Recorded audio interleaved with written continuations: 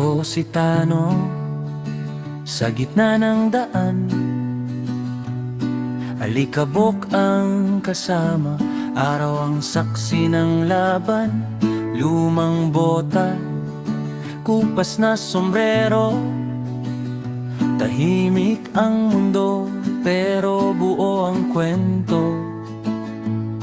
Sa tabi ko'y may aninong sumusunod. Apat ang paa, pero tapang ay higit pa sa tao. Hindi nagsasalita, pero ramdam ko sa bawat lakad ko, nariyan si tiger ko. Ako si Tano, lakbay ay malayo. Sa bawat liko, si tiger ang tanod ko. Sa hangin at ulan, hindi ako nag-iisa. Basta't kasama ko ang aso kong tapat sa dusa.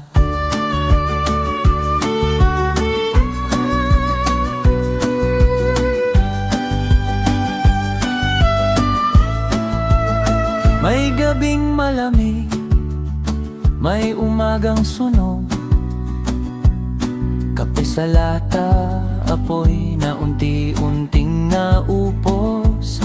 Habang ang mundo'y tila walang pakialam, si tiger ay gising, matay laging handa. Hindi siya umaalis kahit sabihing umuwi. Parang alam niya ang bigat na pasan ko lagi. Kapag ako'y tahimik, siya'y uupo lang.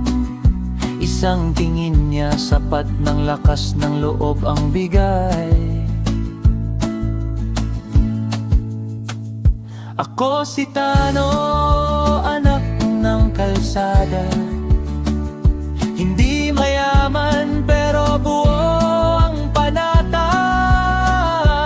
Habang may daan, hangin at tala, kasama ko si tiger, sapat na yon sa akin na.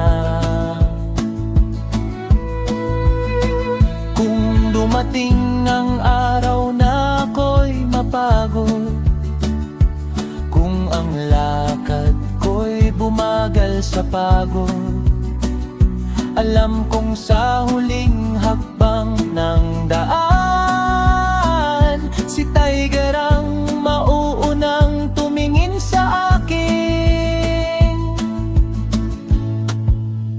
May mga taong dumaan, may umalis, may mga ako pero hangin lang ang kapalit.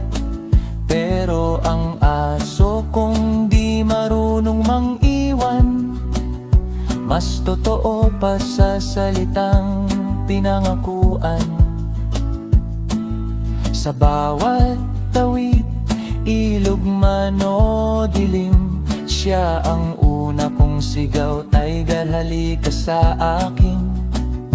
At pagtahimik na ang gabi sa bundok, hikab niya ang awit, buwan ng ilaw sa likod.